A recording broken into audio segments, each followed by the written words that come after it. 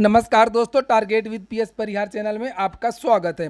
आइए शुरू करते हैं और देख लेते हैं कि आज के समाचार पत्रों में विद्यार्थी जीवन से संबंधित कौन कौन सी सूचनाएं हैं। आगे बढ़ने से पहले एक सूचना उन विद्यार्थियों के लिए जो विद्यार्थी पुलिस कांस्टेबल भर्ती की तैयारी कर रहे हैं।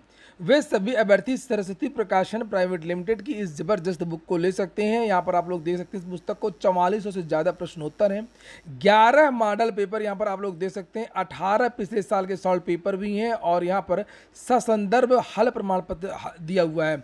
सप्रमाण यानी कि जो आंसर बताए गए हैं, जो व्याख्या बताई गई हैं, वो विस्तृत रूप से बताई गई है। कहाँ से साक्ष्य लिए गए इसके बारे में जानकारी दी गई है। काफ़ी अच्छी पुस्तक है। सभी कापी किताबों को दुकानों में आपको सरस्वती प्रकाशन प्राइवेट लिमिटेड की पुलिस कांस्टेबल की ये पुस्तक आपको मिल जाएगी। अगर आप लोग ऑनलाइन इत्यादि मंगवाना चाहते हैं तो उसके लिए लिंक इत्यादि मैंने डिस्क्रिप्शन बॉक्स में दे दिया है। एक बात बता दूं कि सरस्वती प्रकाशन प्राइवेट लिमिटेड की बहुत सारी पुस्तकें आती हैं, केवल पुलिस कांस्टेबल की ही नहीं। आप लोग यहां पर देख सकते हैं, लेखपाल, police constable, railway, group D की भी पुस्तकें आती हैं और यहाँ पर टीजीटी, पीजीटी और पीईटी की भी पुस्तकें आती हैं। चलिए शुरू करते हैं अब आज की सूचनाओं को। कौन कौन सी सूचनाएं हैं आज के समाचार पत्रों में? जो सबसे पहली सूचना है वो है यूपी की। लिखा है, आयोग में सदस्य के 2 पदों के लिए 125 आवेदन।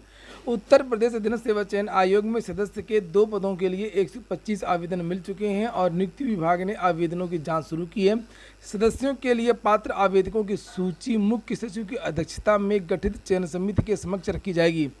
चयन समिति की संस्तुति के बाद प्रदेश सरकार की ओर से दोनों सदस्यों की नियुक्ति की जाएगी। तो यूपी में सदस्य भी नहीं थे और कर्मचारी भी नहीं थे। कर्मचारियों की नियुक्ति तो यूडीए एलडीए की भर्ती हो रही है, उसके माध्यम से होगी और यहाँ पर सदस्यों की नियुक्ति हो सकता है कि इसी महीने हो जाए। वहीं पर टाइम्स नाउ समाचार पत्र के माध्यम से ये जानकारी दी गई है कि यूपी लेखपाल की जो परीक्षा हुई थी उसकी फाइनल आंसर की जारी होने वाली है। और यहाँ पर लिखा है कि यूपी कल यानी 13 अगस्त यानी आज को लेखपाल की मुख्य परीक्षा की उत्तर कुंजी जारी कर सकता है। ध्यान रहे कि फाइनल आंसर की के आधार पर रिजल्ट तैयार किया जाएगा, लेकिन ऐसा नहीं है। फाइनल आंसर की में अभी समय लगेगा। फाइनल आंसर की अभी जारी नहीं हुई है और ना तो अभी जारी होने की संभावना है। लेखपाल की कापियां जो हैं उनका स्कैनिंग का कार्य हो रहा है और बहुत ज्यादा आपत्तियां इस बार आई हैं। हालांकि यह सूचना अन्य समाचार पत्रों के माध्यम से भी दी गई है, यानी कि आज 13 तारीख के लिए कि आज रिवाइज्ड आंसर की जारी हो जाएगी, लेकिन आज रिवाइज्ड आंसर की जारी होने के कोई चांस नहीं है। अब अगली जो सूचना है वो प्राथमिक शिक्षकों की भर्ती के लिए।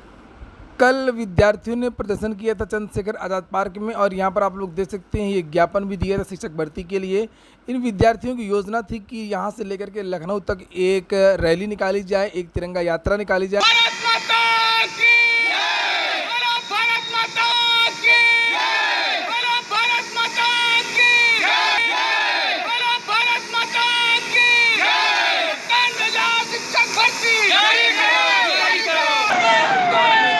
गिरफ्तारी हो गई थी, इन छात्रों को गिरफ्तार कर लिया गया था कल और यात्रा इनकी रोक दी गई थी। हालांकि समाचार पत्रों के माध्यम से जानकारी दी गई है कि प्राथमिक शिक्षक विभाग में बहुत सारे जो पद हैं वो खाली हैं। ये आज ही का समाचार पत्र है सुबह का और यहाँ पर लिखा है कि 1.25 लाख पद खाली फिर भी पर्याप्त। यानी कि जो भी बयान दिया था बेसिक शिक्षा राज्य मंत्री ने विधानसभा में कि हमारे पास पर्याप्त शिक्षक हैं, उसी के बारे में यहाँ पर लिखा है कि जब 1.25 लाख पद खाली हैं तो शिक्षक पर्याप्त कैसे हो सकते हैं। यहाँ पर लिखा है कि बेसिक शिक्षा परिषद के 1,50,000 से अधिक प्राथमिक और उच्च प्राथमिक स्कूलों में शिक्षकों के 1.25 लाख से अधिक पद खाली हैं, लेकिन सरकार का कहना है कि शिक्षकों की कोई कमी नहीं है। उत्तर प्रदेश में समग्र शिक्षा अभियान की कार्य योजना और बजट के लिए शिक्षा मंत्रालय में आयोजित प्रोजेक्ट अप्रूवल बोर्ड की बैठक के आंकड़े और बेसिक शिक्षा मंत्री की ओर से विधानसभा में दिए गए जवाब में ये विरोधाभासी बातें सामने आई हैं। विधायक डॉक्टर मुकेश शर्मा के सवाल पर बेसिक शिक्षा मंत्री संदीप सिंह ने मई के अंत में विधानसभा में जवाब दिया था कि परिषदीय प्राथमिक विद्यालयों में कार्यरत 3,32,734 नियमित शिक्षकों के साथ में 1,47,766 शिक्षा मित्रों को भी शिक्षक माना था और इसी प्रकार उच्च प्राथमिक स्कूलों में कार्यरत 1,20,860 नियमित शिक्षकों के साथ में 27,555 अंशकालिक अनुदेशकों को भी शिक्षक माना था। इस प्रकार मंत्री ने प्राथमिक और उच्च प्राथमिक स्कूलों में शिक्षक छात्र अनुपात निःशुल्क और अनिवार्य बाल शिक्षा अधिकार मानकों के अनुरूप बताया था। तो यहाँ पर यही बात कही गई है कि इतने सारे जो पद हैं वो रिक्त हैं और शिक्षकों और अनुदेशकों को शिक्षक नहीं माना जा सकता है। पीएबी की जो रिपोर्ट जारी हुई थी 22 जून को, और उसके आने के बाद ही यहाँ पर लिखा कि पीएबी की रिपोर्ट में शिक्षकों के रिक्त पदों का तथ्य सामने आने के बाद ही बेरोजगार फिर से नए शिक्षक भर्ती की मांग करने लगे हैं। केंद्रीय विश्वविद्यालयों में प्रवेश के लिए आयोजित संयुक्त विश्वविद्यालय प्रवेश परीक्षा यानी CUET फिर से रद्द हो गई है। लिखा सेक्टर 64 के स्थित एनटीए केंद्र पर शुक्रवार को आयोजित परीक्षा फिर से रद्द हो गई है। परीक्षा से चंद घंटे पेपर रद्द होने से छात्रों ने हंगामा किया। परीक्षा के बारे में जानकारी न मिलने पर छात्र केंद्र के अंदर घुस गए और उसके बाद सामने वाली सड़क को जाम किया और विरोध किया। 2 घंटे तक सड़क पर जाम रहा। मौके पर पहुंची पुलिस ने मामले को शांत कराया। केंद्र पर तकनीकी कारण से परीक्षा रद्द होने की बात कही गई है। शुक्रवार को सुबह की शिफ्ट में 9 बजे से परीक्षा थी। बड़ी संख्या में छात्र व अभिभावक केंद्र पर पहुंच गए। तो ये CUT की परीक्षा है वो बार बार निरस्त हो रही है। अगली सूचना है 5 साल बाद शिक्षक भर्ती की तैयारी। 319 अल्पसंख्यक एडेड कॉलेजों में नहीं हुई भर्ती। 2018 में सरकार ने भर्तियों पर लगाई थी रोक। प्रदेश सरकार से अशासकीय सहायता प्राप्त एडेड अल्पसंख्यक विद्यालयों में 5 साल बाद शिक्षक भर्ती की तैयारी शुरू हो रही है। शिक्षा निदेशालय से भेजे गए प्रस्ताव के आधार पर प्रदेश भर के 319 अल्पसंख्यक कॉलेजों में शिक्षकों की भर्ती के लिए शासन स्तर पर एजेंसी चयन की प्रक्रिया चल रही है। एजेंसी चयन के साथ ही मुस्लिम, ईसाई, जैन, बंगाली आदि समाज के कॉलेजों में नियुक्ति की प्रक्रिया शुरू हो जाएगी। शिक्षकों के लिए एजेंसी ही लिखित परीक्षा कराएगी, जिसके आधार पर मेरिट में शीर्ष 5 अभ्यर्थियों का पैनल बनाया जाएगा और चयनित अभ्यर्थियों में से ही अल्पसंख्यक संस्थाओं को नियुक्ति देनी होगी। हालांकि प्रबंध तंत्र इस व्यवस्था से सहमत नहीं है। ये जितने भी अल्पसंख्यक विद्यालय होते हैं ये अभी तक अपना खुद ही अभ्यर्थियों को जो है चयन किया करते थे। अब इसमें बदलाव हो रहा है। लिखा है कि 2017 में भाजपा सरकार बनने के पहले 2018 में अल्पसंख्यक कॉलेजों में शिक्षकों की भर्ती की रोक लगा दी गई थी और पहले इन कॉलेजों में प्रबंधक माध्यमिक शिक्षा विभाग के अफसरों की अनुमति लेकर के अपने स्तर से सीधे शिक्षकों की नियुक्ति कर लिया करते थे। भर्ती में बड़े पैमाने पर रुपयों के लेन देन की शिकायत भी हुआ करती थी। अगली सूचना है जेई की नई भर्ती की, जिसके बारे में मैंने कल ही आपको जानकारी दी थी। और लिखा है कि जूनियर इंजीनियर के पदों पर होगी भर्ती। आवेदन शुरू हो गए। केंद्र के 9 विभागों में होगी भर्ती। 2 तक कर सकेंगे आवेदन, 2 तारीख तक। केंद्र सरकार के विभागों में जूनियर इंजीनियर के पदों पर भर्ती होगी। इसके लिए शुक्रवार को कर्मचारी चयन आयोग यानी SSC ने विज्ञापन जारी कर दिया। विज्ञापन जारी होने के साथ ही ऑनलाइन आवेदन भी शुरू हो गया है। ऑनलाइन आवेदन 2 सितंबर तक किया जा सकेगा। 3 सितंबर तक फीस जमा कर सकते हैं और 4 सितंबर को आवेदन पत्र में संशोधन का मौका दिया जाएगा। कर्मचारी चयन आयोग की वेबसाइट पर जेई परीक्षा 2022 के पदों का विवरण कुछ दिनों बाद जारी किया जाएगा।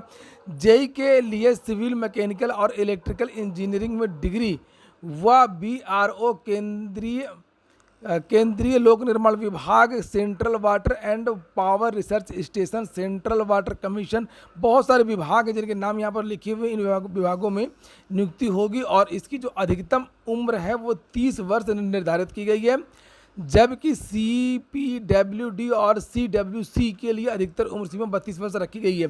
तो आप लोग अपनी योग्यता के अनुसार यहाँ पर आवेदन कर सकते हैं। अगली जो सूचना है वो RO ARO भर्ती की। लिखा 263 समीक्षा अधिकारी प्रोन्नत पाकर के बनेंगे अनुभाग अधिकारी। पिछले दिनों उत्तर प्रदेश के जो मुख्यमंत्री हैं योगी आदित्यनाथ, उन्होंने एक आदेश दिया था कि उत्तर प्रदेश में जितने भी विभाग हैं, जितने प्रमोशन रुके हुए सभी का प्रमोशन किया जाए और तबादला भी किया जाए। तो उसी क्रम में यहाँ पर लिखा है 263 समीक्षा अधिकारी जल्द प्रोन्नत पाकर के अनुभाग अधिकारी यानी सेक्शन ऑफिसर बनेंगे। तो ये जो नई भर्ती आने वाली है इसी में ये पद जोड़ेंगे। और अभी कुछ दिन पहले समाचार पत्रों के माध्यम से जानकारी दी गई थी सचिवालय में ही 1000 से अधिक पद RO और ARO के रिक्त हैं और यहाँ पर 363 समीक्षा अधिकारी का जो प्रमोशन हो रहा है सेक्शन ऑफिसर पर, तो ये पद भी आने वाली नई भर्ती में जुड़ जाएंगे। सचिवालय प्रशासन विभाग ने शुक्रवार को 2888 समीक्षा अधिकारियों की ज्येष्ठता सूची जारी कर दी है। ऐसे में लंबे समय से प्रोन्नत होने की राह देख रहे समीक्षा अधिकारियों को बहुत बड़ी राहत मिल गई है। सचिवालय में इस समय 263 अनुभाग अधिकारी के पद खाली चल रहे हैं। इन सभी विभागों को प्रोन्नत के आधार पर भरा जाएगा। सेक्शन ऑफिसर में जो भर्ती होती है वो केवल और केवल प्रमोशन से होती है और RO ARO में आधे पद प्रमोशन से होते हैं और आधे पद सीधी भर्ती से भरे जाते हैं। ऐसे में यह ज्येष्ठता सूची जारी की गई है। उम्मीद जताई जा रही है कि जल्द अनुभाग अधिकारी पद पर प्रमोशन पाने सूची जारी की, तो ये सूची जारी हो जाएगी और आपके जो आने वाली भर्ती है उसमें ये पद जुड़ जाएंगे। 263 पद हैं और ये नए पद हैं। हालांकि पद तो पहले से बहुत सारे रिक्त हैं। इनमें से आधे पद जो हैं वो भर्ती से होंगे और आधे पद प्रमोशन से होंगे ARO के। और इस भर्ती के बारे में मैं पहले ही बता चुका हूँ आप लोगों से कि अभी भर्ती नहीं आएगी, वो दिसंबर के महीने में ज़रूर ये भर्ती आ सकती है। आरओ एआरओ की नई भर्ती का विज्ञापन, क्योंकि अभी बहुत कम पदों का अधिघाटन उत्तर प्रदेश लोक सेवा आयोग पहुंचा है और जब तक कम से कम 100 पद नहीं हो जाएंगे तब तक लोक सेवा आयोग विज्ञापन जारी नहीं करेगा। अगली सूचना कांस्टेबल जीडी भर्ती की है। कांस्टेबल जीडी के फिजिकल टेस्ट में 92,877 छात्र सफल हुए हैं और कल ये परिणाम जारी कर दिया गया है। ये 2021 की ये भर्ती है। फिजिकल एफिशिएंसी टेस्ट यानी पीईटी और पीएसटी का जो परिणाम है ये घोषित किया गया है। अब इसका जो अगला चरण है वो मेडिकल होगा और नई जो भर्ती है एसएससी जीडी की वो दिसंबर के महीने में जारी हो जाएगी। इस बार भी पदों की संख्या ज़्यादा हो सकती है। पूरा वीडियो सुनने के लिए बहुत बहुत धन्यवाद।